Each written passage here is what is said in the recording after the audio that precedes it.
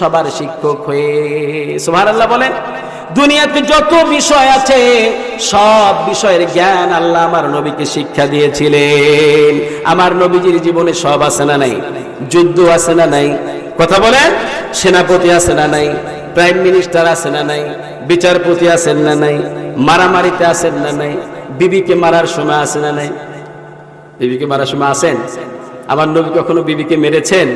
আপনারা মারেন? হুজুর মারবো না, ঘাটতেরা মহিলা হলে তো মার তো তার জন্য ওয়াজিব হয়ে যায়। আসলে কিছু কিছু মহিলা আছে ঘাটতেরা, আল্লাহ তাআলা সে সমস্ত মা বোনদেরকে হেদায়েত দান করুন। পড়েন না আমিন। বিশেষ করে এই দেশে দুইজন নারীকে আল্লাহ হেদায়েত দান করুন। পড়ি আমিন। আমরা আমার নবীজির জীবনী থেকে আলোচনা করব। শুনতে রাজি আছেন? দেখি কারা কারা রাজি নাই, দোকানে হাত তুলে দেখেন তো।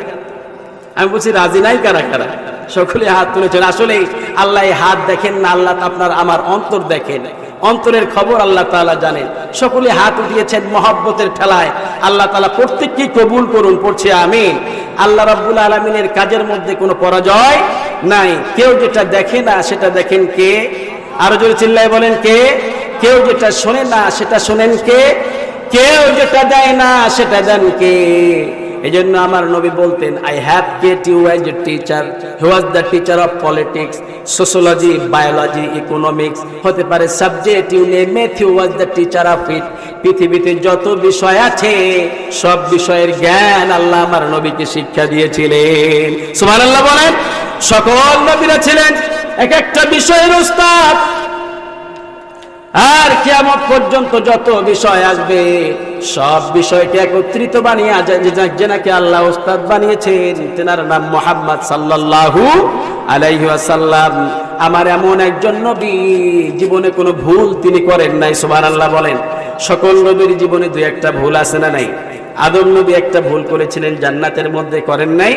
ভুলটা কি ছিল? ফালা তাকরাবা হাদিহিস শাজারাতা ফাতাকুনা মিনাজ জালিমিন। এই গাছটার কাছে যেও না, গেলে জালেম হয়ে যাবা। ফাকাসামা আলাইহিমাশ শাইতান, শয়তান তাদের দুইজনের উপরে কসম করলো আর বলল, ইন্নী লাকুমা নাসিহুন আমিন, আমি তোমাদের জন্য সর্বোত্তম নসিহতকারী। কেন আল্লাহ এই গাছটার কাছে যেতে নিষেধ করেছে জানেন নাকি? এই গাছটার কাছে যদি যান লাতাকুনান্না মিনাল খালিদিন, জান্নাতে চিরস্থায়ী হয়ে যাবেন। উল্টা বুঝাইছে শয়তান। সবসময় কি বুঝায়? উল্টা বুঝায়, নিজের হয়ে উল্টা বুঝায়। আদম নবী সরল ছিলেন, সরলতা বিশ্বাস করতেন। সকল নবী সরল ছিলেন, সকল নবী সরলভাবে মানুষকে ভালোবাসতেন। আমার নবী এত সরল ছিলেন, আমার নবী একজন ইহুদি মহিলা বিশ্ব নবীর ঘরের সামনে কাঁটা দিত। কি দিত? কাঁটা দিত। আল্লাহর হাবিব সাল্লাল্লাহু আলাইহি সাল্লাম একদিন ঘর থেকে বের হয়ে দেখছেন ঘরের সামনে আর কাঁটা নাই। আল্লাহর হাবিব সাল্লাল্লাহু আলাইহি সাল্লাম চিন্তায় পড়ে গেলেন, এই মহিলা গেল কোথায়?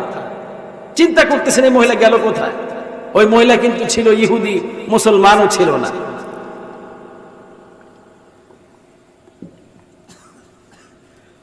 আল্লাহর হাবিব সাল্লাল্লাহু আলাইহি সাল্লাম তাকে খুঁজতে আরম্ভ করলেন। খুঁজতে খুঁজতে গিয়ে দেখে অনিষ্টকারী কোনো মানুষকে কেউ তালাশ করে নজির আমার নবী ছাড়া আর একটিও নাই। সুবহানাল্লাহ বলেন। খুঁজতে খুঁজতে গিয়ে দেখে ওই মহিলা অসুস্থ। আল্লাহর হাবিব বললেন, আমি একটু তার সঙ্গে দেখা করতে চাই। তার আত্মীয় স্বজনেরা ভাবলো মুহাম্মদ বুঝি প্রতিশোধ নিতে এসেছে। তারা বিশ্ব নবীকে সেখানে ঢুকতে দিলেন না। আল্লাহর হাবিব ফিরে চলে আসলেন। ঠিক দুপুর বেলায় যখন মরুভূমি রোদের কারণে মক্কার আরবের লোকেরা একটু কম বের হতো ঘর থেকে, মরুভূমির রোদের কারণে তারা বাইরে বের হতো না দুপুরের টাইমে। বিশ্বনবী সাল্লাল্লাহু আলাইহি সাল্লাম এই সময়ে ওই বুড়ির বাড়িতে গিয়ে হাজির। গিয়ে দেখলেন মহিলা ঘুমাচ্ছে। আল্লাহর হাবিব সাল্লাল্লাহু আলাইহি সাল্লাম তাকে ডাকলেন না, ঘরটা ঝাড়ু দিলেন, বালুশের পাশে কিছু ফল রেখে চলে আসলেন। আবার দ্বিতীয় দিন গেলেন, আবার ঘরটা পরিষ্কার করলেন, আবার কিছু ফল রেখে চলে আসলেন। আবার তৃতীয় দিন গেলেন, গিয়ে এবার ওই মহিলা দেখতেছেন বিশ্বনবী তার ঘরে হাঁটছে। মহিলা ভাবলো মুহাম্মদ বুঝি নিশ্চয়ই প্রতিশোধ নিতে এসেছে। মহিলা ডাক দিয়ে বলল, মুহাম্মদ লিমা দাখালতা বাইতি, কেন আমার ঘরে ঢুকেছো? আল্লাহর হাবিব সাল্লাল্লাহু আলাইহি সাল্লাম বললেন, মাগো কোনো প্রতিশোধ আমি নিতে আসি নাই। গত 2 দিন যাবত যে আপনার ঘরটা পরিষ্কার করে দিয়েছে, আপনার বালিশের পাশে কিছু ফল রেখে গিয়েছে, তিনি হলাম আমি আব্দুল্লাহর ছেলে মুহাম্মদ সাল্লাল্লাহু আলাইহি ওয়াসাল্লাম। মহিলা বুঝলে এটা কোনো সাধারণ মানুষের আচরণ হতে পারে না, নিশ্চয়ই তিনি আল্লাহর নবী।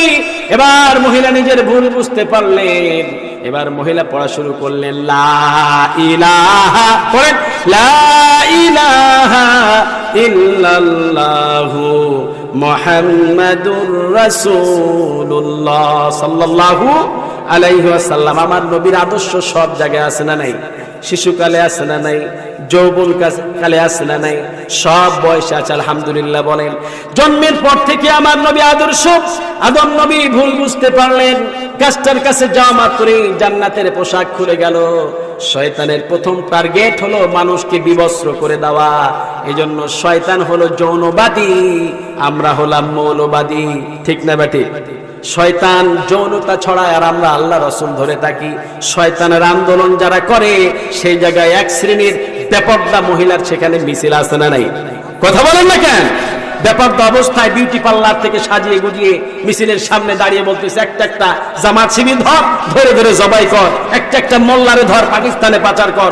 এইরকম বেয়াদব নারী আমাদের সমাজে আছে না নাই? দেখবেন রহরহ আল্লাহ তাআলা এই সমস্ত নারীদেরকে হেদায়েত দান করুন, পড়েন না আমিন। তৎসঙ্গে তাদের হিজড়া স্বামীগুলোকে হেদায়েত দান করুন, আরো জোরে বলেন আমিন। মুসলমান ভাইরা আমার খুব খেয়াল করবেন, আদম নবী গাছটার কাছে যাওয়া মাত্রই জান্নাতের পোশাক খুলে গেল। এবার নিজের লজ্জা স্থান ঢাকার জন্য, সতর ঢাকার জন্য জান্নাতের লতা পাতা দিয়ে সতর ঢাকতে আরম্ভ করলেন। নিজের ভুল বুঝতে পারলেন, পড়া শুরু করলেন, রব্বানা, পড়েন, রব্বানা যালামনা আনফুসানা ওয়া ইল্লাম তাগফির লানা ওয়া তারহামনা লানাকুনান্না মিনাল খাসিরিন। দোয়াটা সবার মুখস্থ আছে না নাই? আল্লাহর হাবিব সাল্লাল্লাহু আলাইহি ওয়াসাল্লাম বলেছেন, এই দোয়া পড়ে যে দোয়া করবে আল্লাহ তার দোয়া কবুল করে নেবেন। পড়েন, রব্বানা যালামনা আনফুসানা ওয়া ইল্লাম তাগফির লানা ওয়া তারহামনা লানাকুনান্না মিনাল খাসিরিন। সুবহানাল্লাহ বলেন। আল্লাহ রাব্বুল আলামিন বলছেন, একজন নবী শিশুকালের কথা আল্লাহ কোরআন শরীফের মধ্যে বলছেন। একজন নবী কয়জন? আবার সেই নবীর জন্য সূরা দোহায় বলতেছেন, আলাম ইয়াজিদিকা ইয়াতীমান ফাআওয়া ওয়া ওয়াজাদাকা দাল্লান ফাহাদা ওয়া ওয়াজাদাকা আইলান ফাআগনা فأما اليتيم فلا تقهر وأما السائل فلا تنهر وأما بنعمة ربك فحدث لا إله إلا الله। এই সূরার শেষ আয়াতটা পড়ে কালেমাটা পড়বেন। সূরা দোহার শেষ আয়াত, সূরা আলাম নাসর শেষ আয়াত, সূরা আল হাকুমুত তাকাসুরের শেষ আয়াত, এগুলি পড়ে কালেমাটি পড়বেন। বিশ্বনবীর সুন্নাত আমরা যেন পড়তে পারি, আল্লাহ কবুল করুন, পড়ছে আমিন। আল্লাহ রাব্বুল আলামিন বলছেন, নবী আমি আপনাকে এতিম পেয়েছি। এতিম, এতিম ছেলেবেলা হয় না, বুড়া বয়স হয়। যেই শিশু নাবালক তার পিতা মারা গেলেই তাকে কি বলা হয়? এতিম। আবার সেই নবীর জন্য বলছেন, ওয়া আম্মাল ইয়াতীমা ফালা তাকহার, আপনার উম্মতদেরকে নসিহত করে দেন এতিমদের সাথে যেন ধিড়কি দিয়ে কথা না বলে। আল্লাহর হাবিব বলতেন, কাফিরুল ইয়াতীম, এতিমের কেয়ারটেকার আর আমি এইভাবে জান্নাতে থাকবো। যারা এতিমকে রক্ষণাবেক্ষণ করবে তারা আমার সাথে এইভাবে আমার জান্নাতে থাকবে। সুবহানাল্লাহ বলেন।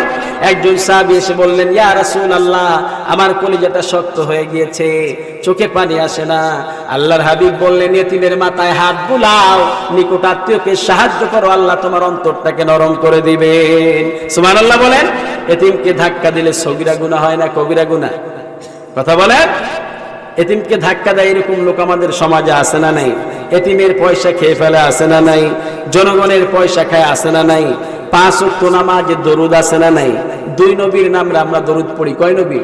2 নবী। একজন হলেন ছেলে আর একজন হলেন পিতা।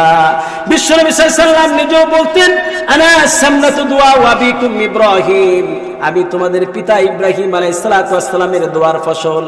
আবার বুখারীর বর্ণনায় বলতেন, আনা ইবনে যাবিহাতাইন, আমি 2 যাবিহের সন্তান। আল্লাহু আকবার। এক যাবি হলেন সাইয়েদনা ইসমাঈল আলাইহিস সালাতু ওয়াস সালাম, আর এক যাবি হলেন বিশ্বনবীর প্রিয় বাবা আব্দুল্লাহ।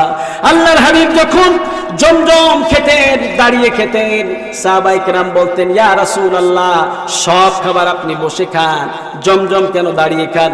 আল্লাহর হাবিব বলতেন, লিতাযীমি আখি ইসমাঈল ইসমাইল, আমি আমার ভাই ইসমাইলের সম্মানার্থে দাঁড়িয়ে যাই। সুবহানাল্লাহ বলেন।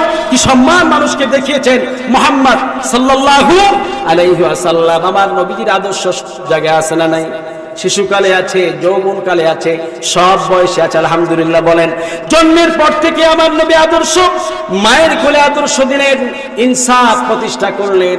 আজকের সমাজে মেয়েদেরকে কম খাওয়ানো হয়, মেয়েদেরকে কম দেখা হয়, মেয়েদের প্রতি একটু বৈষম্যপূর্ণ আচরণ করা হয়। এটার গোড়া ভেঙে দিয়েছেন বিশ্বনবী হালিমার কোলে গিয়ে। সুবহানাল্লাহ বলেন।